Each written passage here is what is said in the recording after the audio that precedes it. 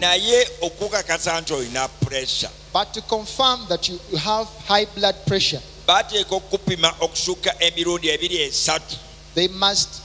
they must measure your pressure more than twice or thrice.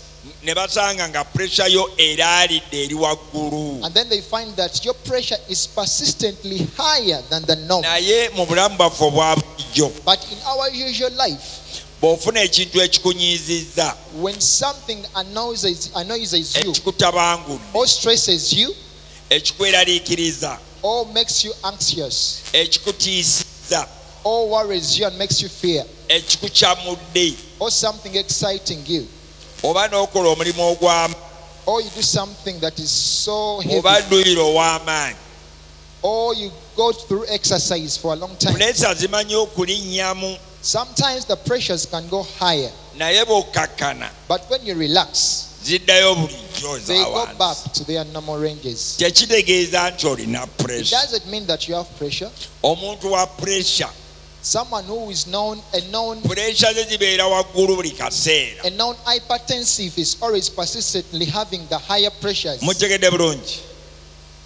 Kati twebuuza, Now we're ti asking pressure ourselves. zenkanawa obungi mu bannayuganda? Now we're asking how many people Ugandans have pressure or are Kubanga pressure hypertensive. zijja mu bukulu, Because they usually come when someone is elderly.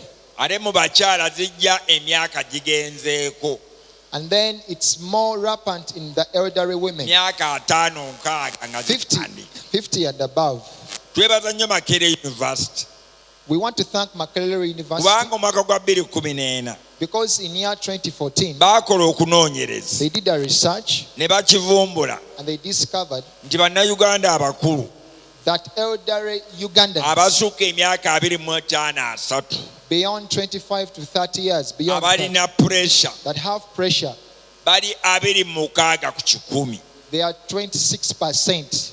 Etegeeza omu ku bana. It means the ratio is 1 to 4. Kati obala bazi omu 2-3-4 omu alina. One will be hypertensive. Ekyabakwasa ennaku Now the most sad thing, nti 80 ku 100 that 80% kwabo abalina pressure among those that are hypertensive, tebamanyi nti balina. they don't know that they are hypertensive. Kati abantu abamu bw'afuna pressure, So when someone gets hypertension, abamu balowooza nti bukadde nkaddiye. some others will think it's because of the years. Bw'afuna obubonero bwa pressure alowooza nti akaddiye When buno they get bukadde. signs of hypertension, they think it's signs of Ate older. abalala balowooza Others think tebalina ebizibu bingi, they have a lot of stresses, be baleeteddwa obubonero buno. so they are worried and they have Olina these agamba nti symptoms. abaana bange baafaako, Others will say, I lost my children, bizinesi zange zaafa, I lost my businesses, obufumbo bwange buyuuga, I lost my marriage and it's not kye working kindeetedde out. obubonero buno. That's why I have these symptoms and So signs. ng'afunye pressure. Yet it's real hypertension. Mulege, katwebuuza, Now we are asking, lwaki ono afuna pressure why does this one get ate pressure ono tagifuna? and this one doesn't? Biki ebireetera abantu okufuna pressure? What are the things, the risk Bannange factors munpulirize bulungi. that cause hypertension?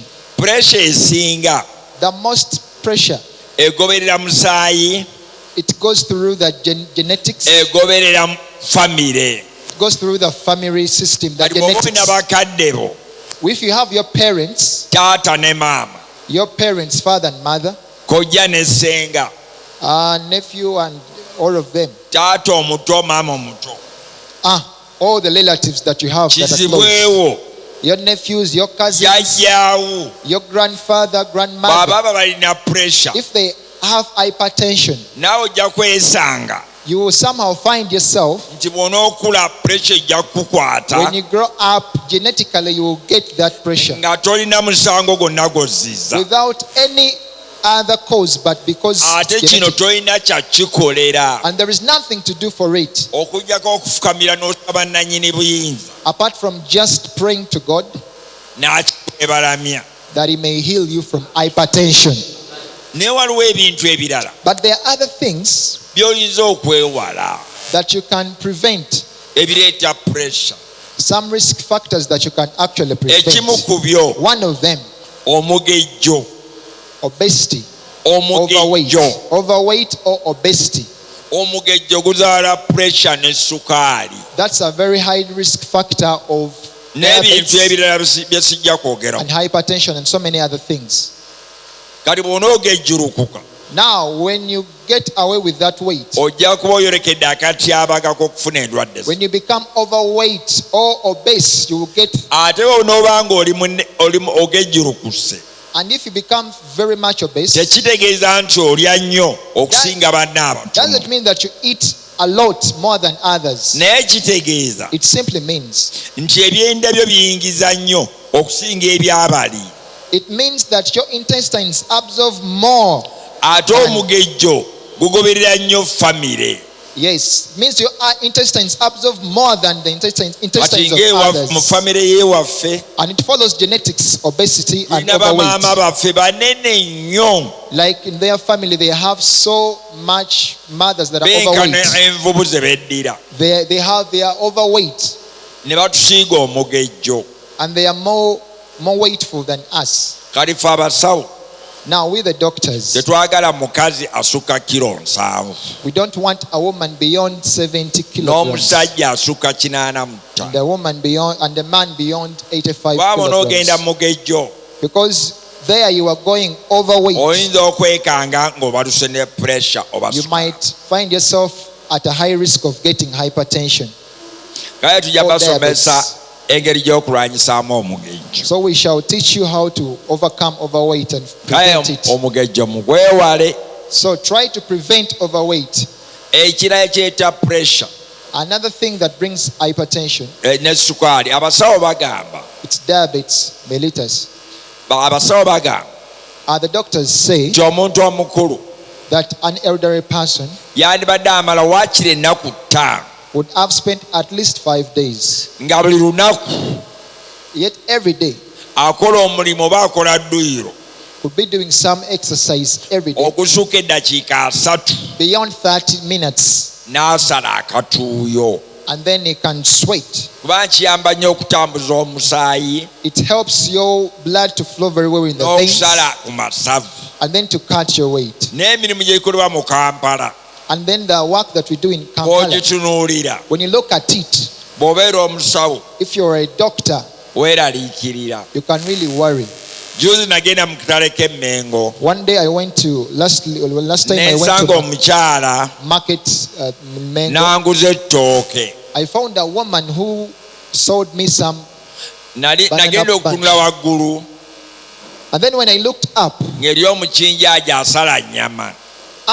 there was a butcher man. A butcher man. Bwe nafuluma When I got out, n'ensanga ababboodabooda I found the border men. banyambuka, And then as I was heading up, aba takisi ne bampitako. the tax men came and they passed Nagenda by. okulingiza dduuka And then when I bumped into the shop, nga waliwo omukyala atunda mu dduuka. someone was there, a shopkeeper. Olwo agenda mu ofiisi One day I went to the office. n'ensanga accountant ng'atudde kompyuta. I found an accountant.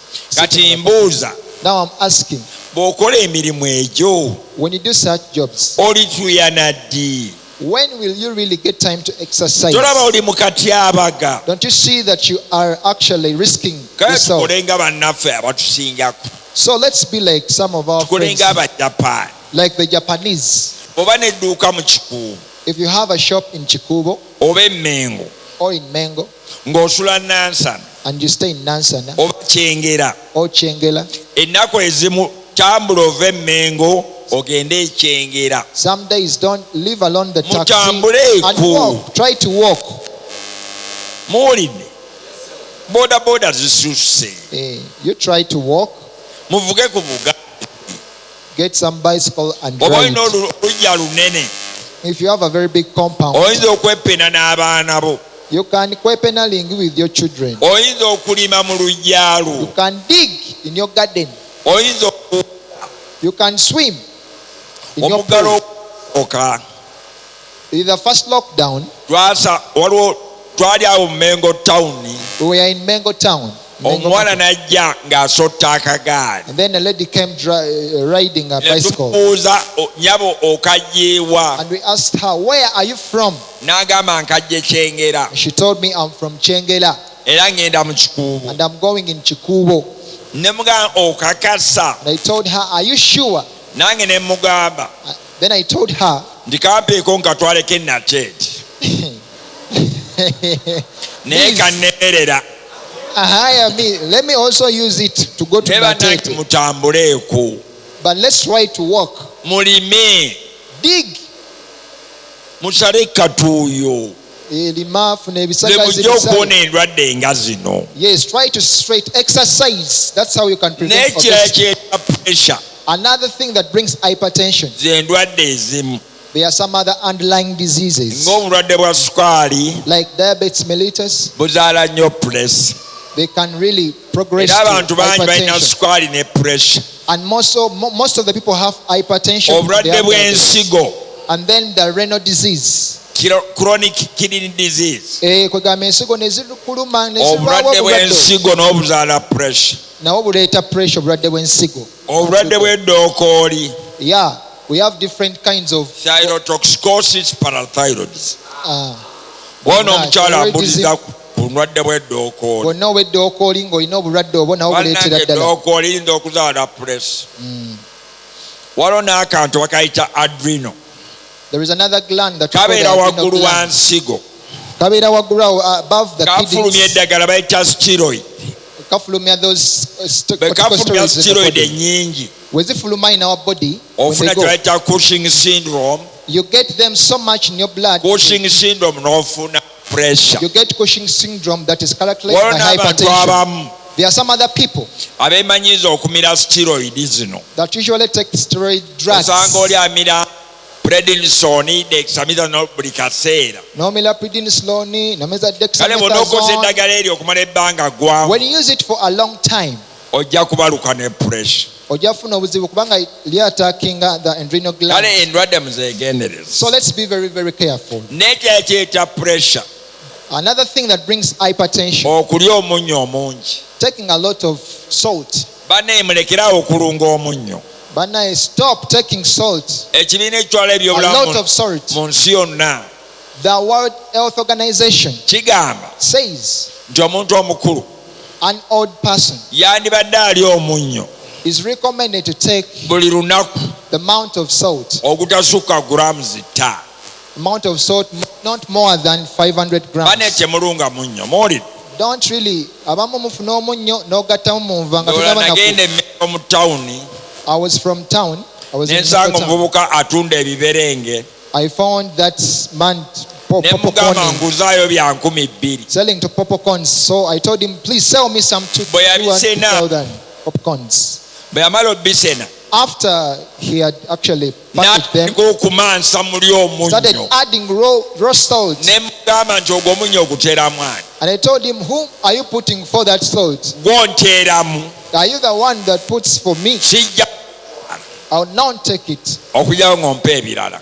unless you give me others. banne temulunga munnyo Don't add salt. In ate it. mwawulayawula munnyo Don't try to be nti ate picky. guno organic soroti ate guno gwa kisula ate table salt. omunnyo kasa guba sodium chloride.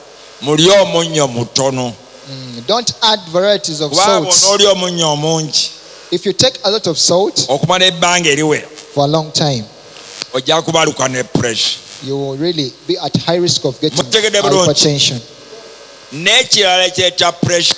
Another thing that brings hypertension, abakyala abamu bwe bafuna embuto when women become pregnant, abamu pressure zirinnya some of them they become hypertensive, era pressure y'olubuto and that pressure, pregnancy-induced mbi hypertension, nnyo it is bagiyita very, very kanaaluza. bad, very bad. era byebimu ebisinga okutta abakazi And most of the things that abali men- embuto n'abagenda okuzaala. those ones that are pregnant and about to mu deliver, Uganda tukyali bubi nnyo we are still bad in that sector, kubanga buli lunaku olukya because each day abakazi 16 we lose 16 women, abali pregnant embuto women n'abagenda okuzaala. per day.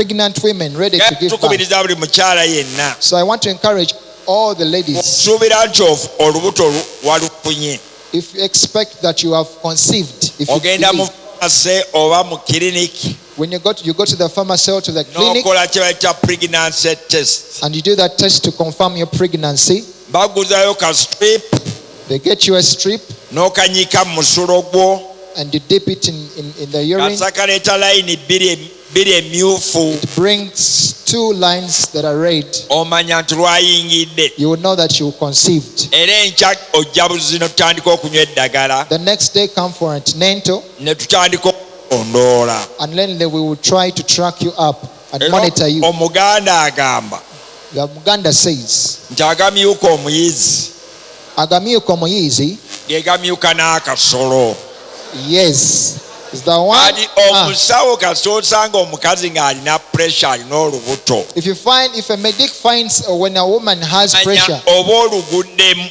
and is pregnant, that is kitegeeza olina okulondoola omukyalo oyo it means you have to monitor this woman, n'omubeerako and you have to monitor her so much. n'omweddigalira ab'embuto You give her antenatal n'okakkanya bulungi pressure ze antenatal care, hypertensive care okutuusa bw'azaala until she delivers well.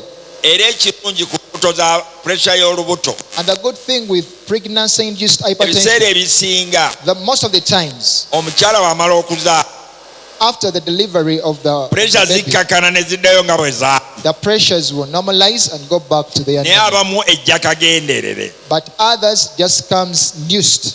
naye nze katonda yaŋŋaana okulimba But I don't lie.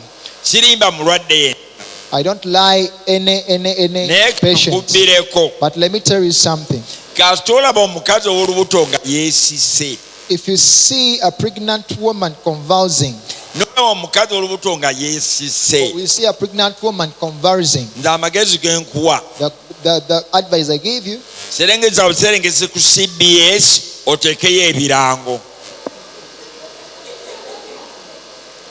it's really a bad sign. temuzanyisa pressure y'olubuto It's really a bad sign.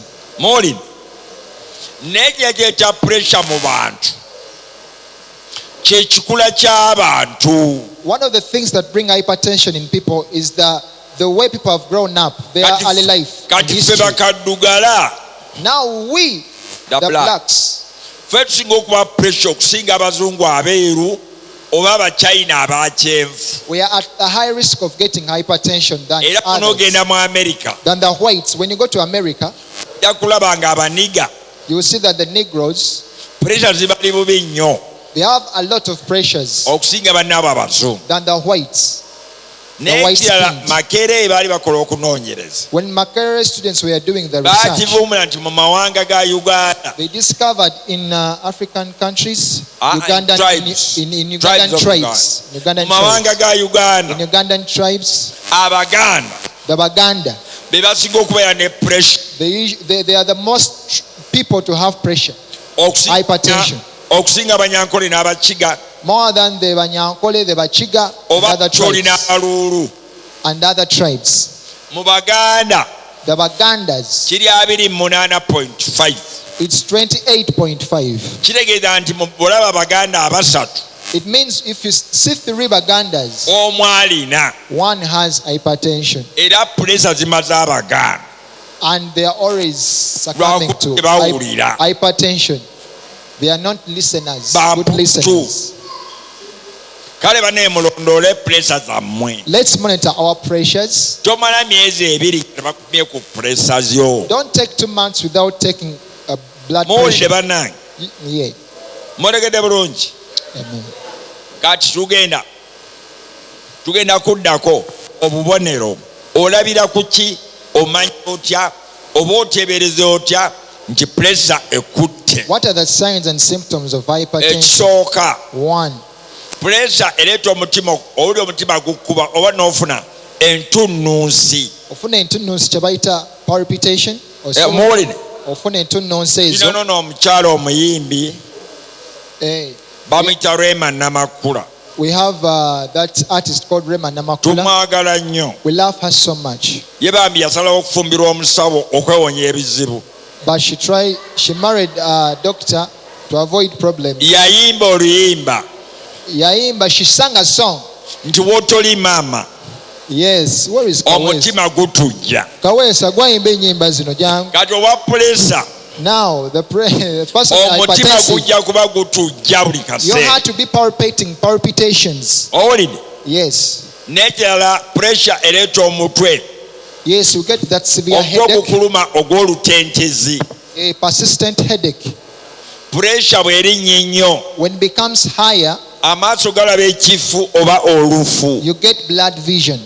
Abamu puresha bw'erinnya ennyo Others, when you get hypertension, bafuna kamunguluze oba kanzunzu. they get dizzy or vertigo. Ate abalala Others, bw'erinnya ennyo when it becomes higher, bava omusaayi mu nnyindo oba beerumika. they get epistaxis. Kale obwo bwe bubonero bwa puresha. Those are the signs of pressure. Oyinza okuba bonna tobulina If you don't have all that, naye bambigenda bakupimeko. you can go and monitor your pressure. Monagin. Kati muteeka okumanya You need to know puresha pressure. ebiseera ebisinga tewona. Most of the times it's uncurable. Kasite okwatibwa puresha If you get hypertension, ojja kuba ne puresha zeezo you will have it okutuusa Katonda lwali kujjulula oba Yesu bw'alidda kubanga anaatera. Muwulidde? Kati puresha tetugijjanjaba ng'abajjanjaba malaria. we don't Waliwo treat ebintu pressure by'oteekwa okumanya. like other diseases like malaria. There's some things you need to know. The first thing, Omulwadde wa puresha ali omunnyo mutono. an hypertensive patient will always take little Era salt. bw'obanga olina puresha If you are hypertensive oba mwami we alina puresha, or your husband has hypertension, kano akacupa aka table salt this bottle of table salt, genda okakasuka okasuule mu kidomola, go and throw it away. oweggyeko ebikemo. And then try to take away all the temptations. Era guwa puresha If you are hypertensive, bw'olya emmere nga temuli munnyo, if you take food without salt, omukisa ogufunye liirawo. you've got that chance, just eat. Kale muli omunnyo mutono. Take little salt. Kati abalwadde ba puresha ne sukaali Now, the patients of hypertension and diabetes, tebalya masavu ga bisolo. they don't take animal fats. Geegaluwa What are they? y'ennyama ensava. That fatty meat. Kasita ogula ennyama nkuliko amasavu, If you take that fatty meat, if you buy it, gasaleko ogasuule, cut off that fat from the meat oba and discard gakalire it. gababule gaggweko. Or roast that meat so that it becomes fatty free. Ate bw'oba olyedde ennyama And if you've eaten meat, tolya fukiro, toli mpologoma. Kawesa, Jaffa, muliwa. Bayalekera okulya. Lyayo akafi kamu oba bubiri. Take one, at least one. Muwulidde? Take one. Bwe baba basiika enva If they are flying, when they are flying, that ng'oli wa pulesa, and you are hypertensive, tebasiisa muzigo muganda, they should not use that Baganda's ghee. tebasiisa kimbo, tebasiisa cowboy. No keep. Bw'oba oyagala okusiika, If you want to fly, siisa butto oba olive oil, amasavu g'ebirime. yes, use vegetable oil. Olegedde? Kati waliwo bano abalya akasolo k'eggwanga. Webali. Kamutambuza ddembe munaabagookya. Jime. Kati guwa pulesa ne sukaali. Now, if you have pressure and diabetes mellitus, bw'oba olya akasolo k'eggwanga, if you eat the Uganda's animal, tomeketa ebigodo. don't make it the bigodo. Tomeketa ebigodo. Don't make it the bigodo. Muwulidde? Yes. Kati amata. Amata milk. Bw'oba otuuse ku mata owa pulesa ne sukaali, If you really are hypertensive, amata gasaabulule gaggyeko olububi, dilute that milk. Take away all that fatty. onywe ge bayita skimmed milk. Onywa amata nga tegaliko lububi olwo. Ate bw'onywa amata When you take that milk, tonyaga manamba, don't take a jug of toli milk. mulaalo. Don't take a pipa. Nywako kitundu. I know oba mulalo. nywako kitundu. You take half. Mwoli Yeah. kati bw'oba olidde enkoko If you've taken chicken sekoko or sekoko, wadde embaata even the duck, toliirako luliba, don't just eat the skinny. Yes. lususumbula olugyeko, Take off that skinny part, luwe omwana give it to a child. oba luwe pusi. Oba lewe pussy, oba embwa. Omanye oluliba luwooma nnyo You know that skinny part is very sweet, naye lulimu amasavu ge bayita cholesterol. but it has a lot of cholesterol. Kati cholesterol wajjula mu musaayi Now when it becomes too much in the blood, cholesterol ayonoona values, emisuwa, ebisenge by'omusuwa, it goes on destroying the vessels, abikwata kulinga enkungi. the vessel walls and linings. Kati omusaayi guba guyitawo Lodges there, and then nga gutawaanyizibwa, it gives hard time for the blood to nga go through gukola the veins. akatole ka clot, Because now after some time it will make a thrombus, ng'omuswa guzibikira.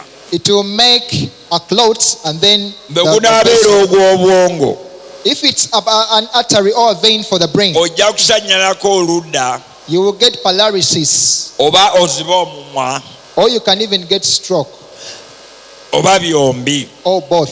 Si kindi oyinza okufiirawo mbulaga, You can even die. naye omuswe guba gwa mutima But if it's an artery for the ne heart, guzibikira, and then it occludes, omutima gwesiba n'ofuna heart the attack. heart will stop functioning and you get heart Era attack. bannayuganda batono nnyo And there are very little Ugandans abasimatuka heart attack. that really survive heart attack.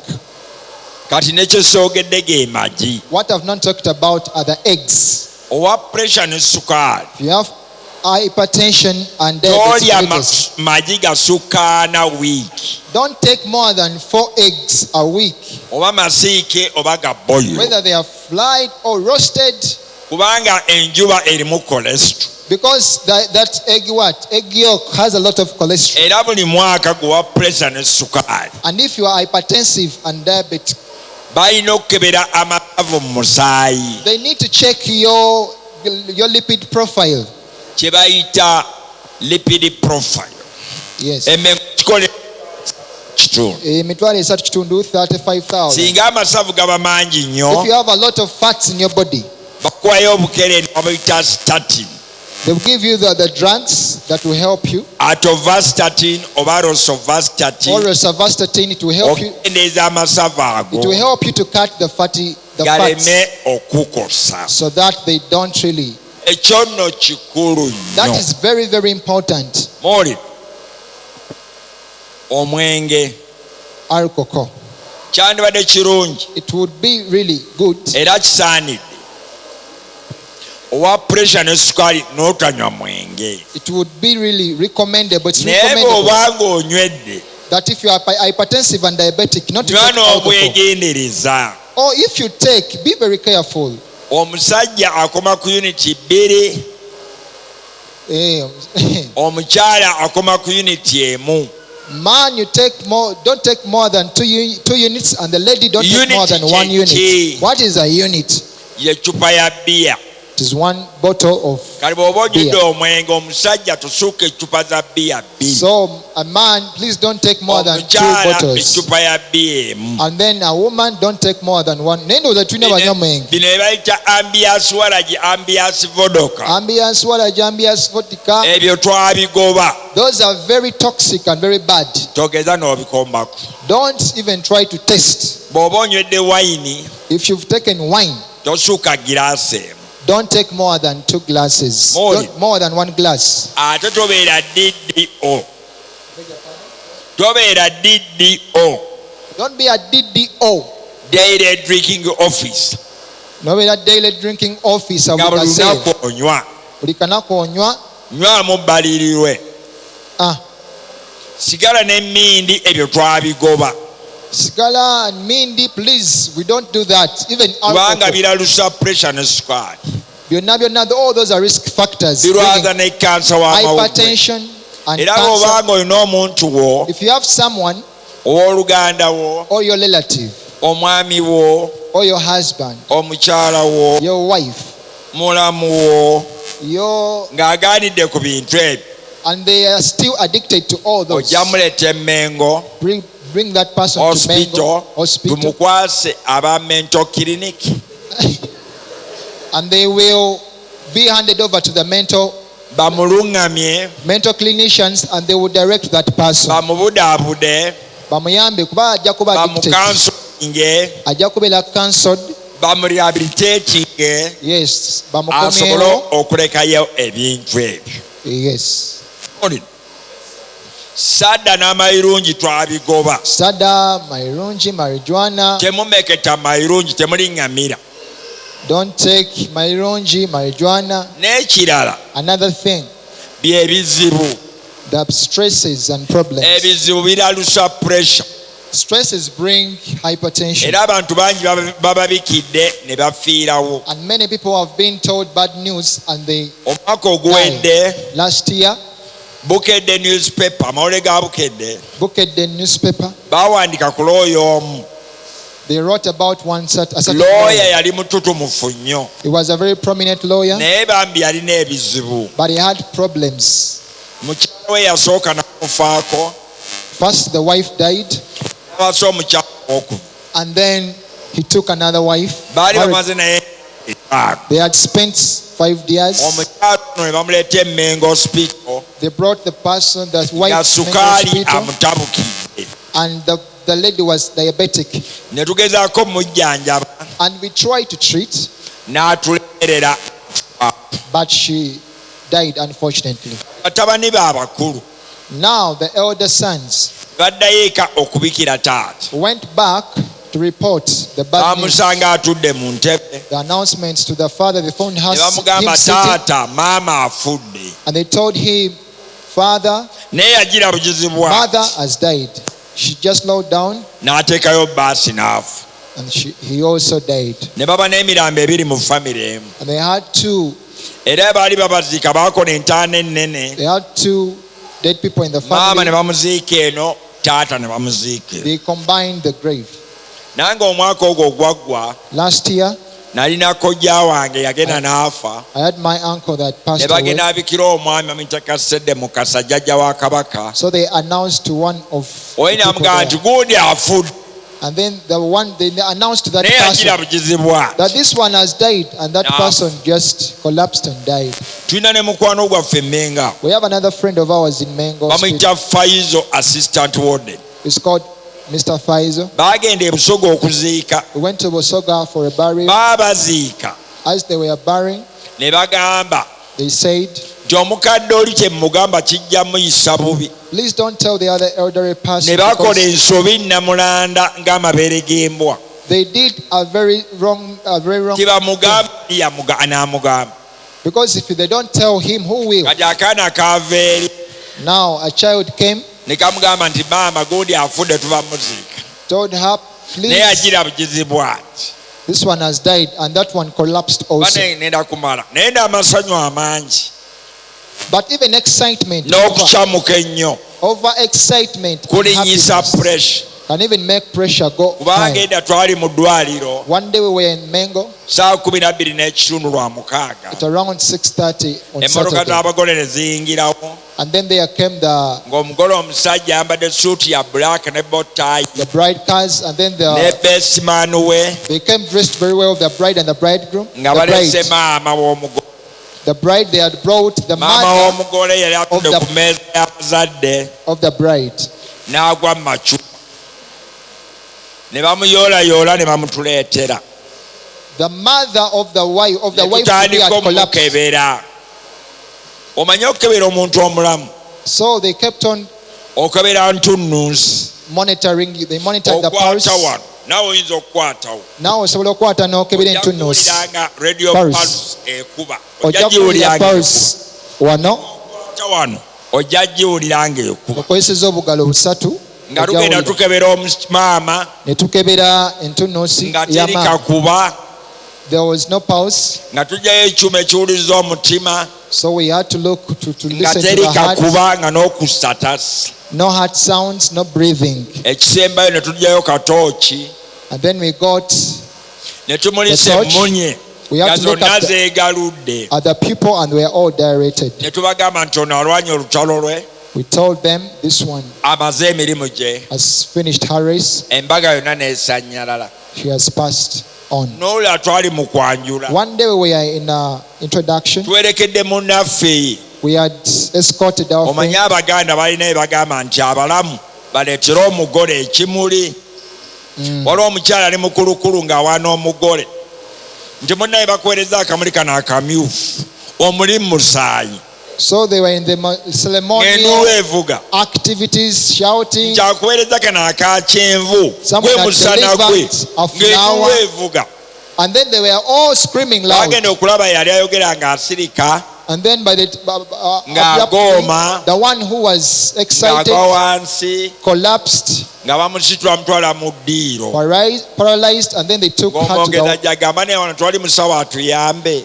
and then they started looking for a Bannange doctor. omulimu gw'obusawo gwa kitiibwa nnyo. You know, being a doctor is very important. Baguyita noble profession. It's a very good thing. Tegumanyi buko. They don't know Buko. N'ekisenge kya Nyanzala oyingirayo n'olaba bwe bubadde. Twasituka ne munnange We went in ne tugirandika okukebera omukyala. and we started monitoring, and Okawulidde nga sikawulira. we started monitoring the pulse. Weetegereze bulungi. We started monitoring the Tukutte pulse, mu kifuba teri kakuba. examining the chest, the Nga breathing, n'okusatasa. the heart sounds. Nga tugyayo katooki y'essimu. We got out the torch. Nga tumulisa emmonye nga zeegaludde. We looked at the pupils, they were directed. Nga tugamba omwogezi We told ono alwanye olutalo lwe the master of ceremony that this one amaze emirimu gye. has passed Omanye on. Omuganda agamba nti essanyu eringi liyinza okuzaala amaziga. Over excitement can bring Nga problems. tugamba omwogezi nti ffe tugenze We told the naye ebirabo byammwe biri ku loole, we have gone, but mujja bisanga ku loole. your gifts are in the lorry. Kale temuzanyisa puresha. Please don't play around with Puresha pressure. nawagambye bampita Dr. Kalibala Ssendi. Ndi musawo Muganda naye siri wa kinnansi. Is a Naye doctor who is of kambabbireko, Uganda.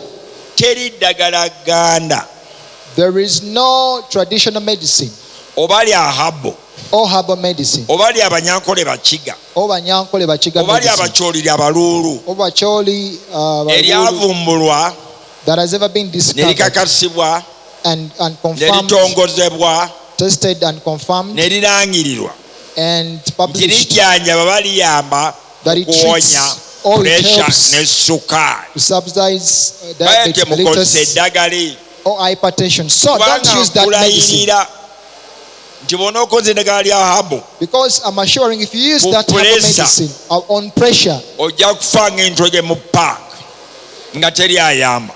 you'll get problems. You worsen. Kozesa eddagala lino eryaffe eriri international. Let's use the Bwe certified tulivumbula eddagala lyonna medication.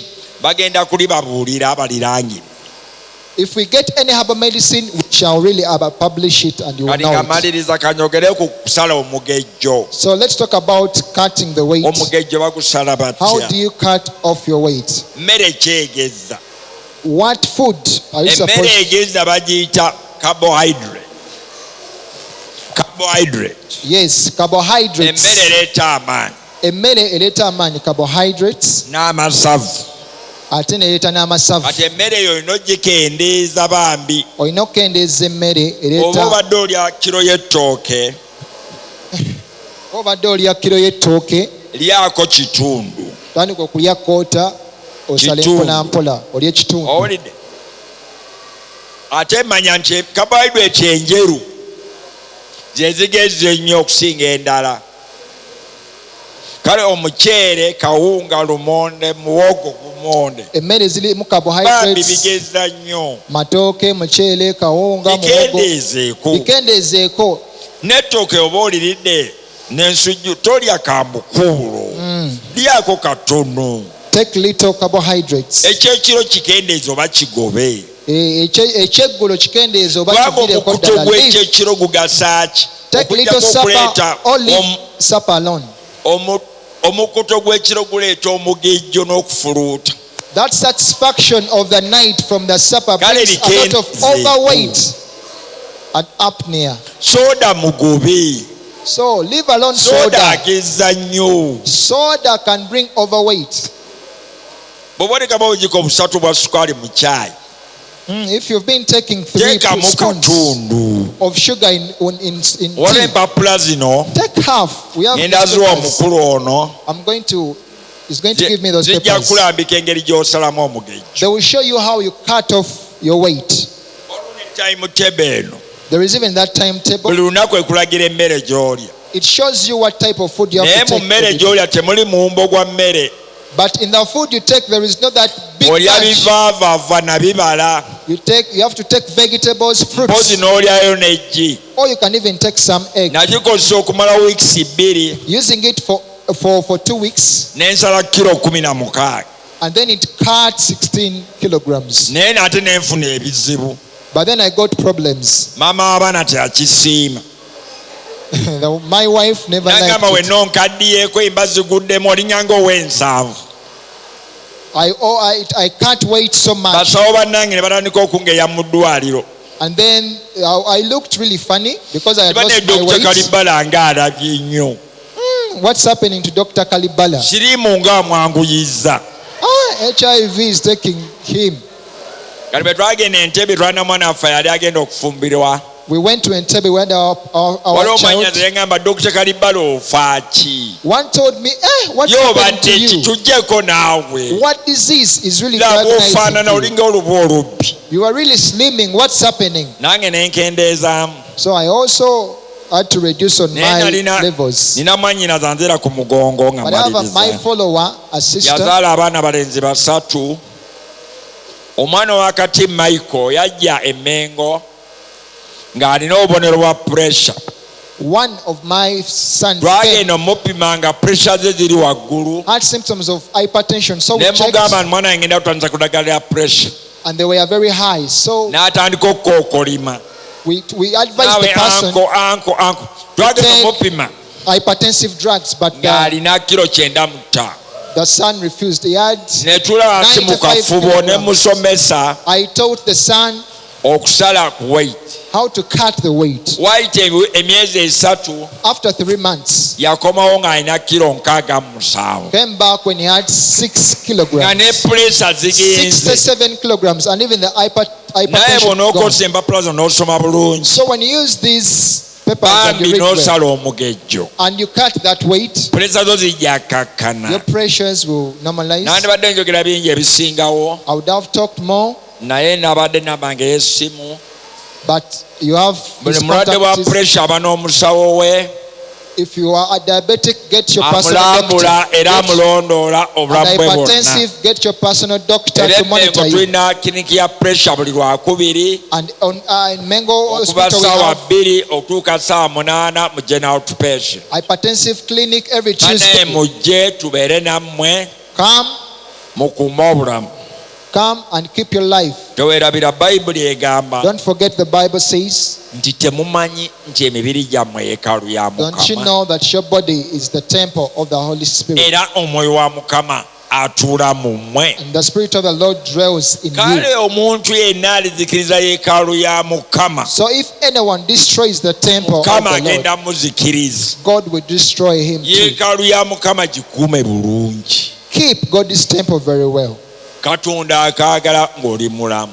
God loves you and wants you to be Era healthy. yajja mube n'obulamu obujju. And he came that you may have life. Kale empapula zo ngenda zirekera omukulu ono These papers, I will have them. ayagala akolemu photocopy ogenda osome. You can take Bannange photocopy. mukuume obulamu. You go and read. Keep your life safe. Mukama abakuume. God bless you. Katonda afe ono. Our God, Katonda atukuuma. our God protects us. Takuumira mpeera. And not for any coin. Atukuuma buli lunaku. Gives us life and protection for Era free. akola ekkubo mu ddungu. And he makes a way in the Naye wilderness. si alitambuliramu. But he doesn't walk in that way. Mutambule mu kkubo Katonda ly'abakolera. Walk in that way the Lord has provided for you. Baneemaliriza mpozi nga walina ekibuuzo ky'obuuza. If you have any questions.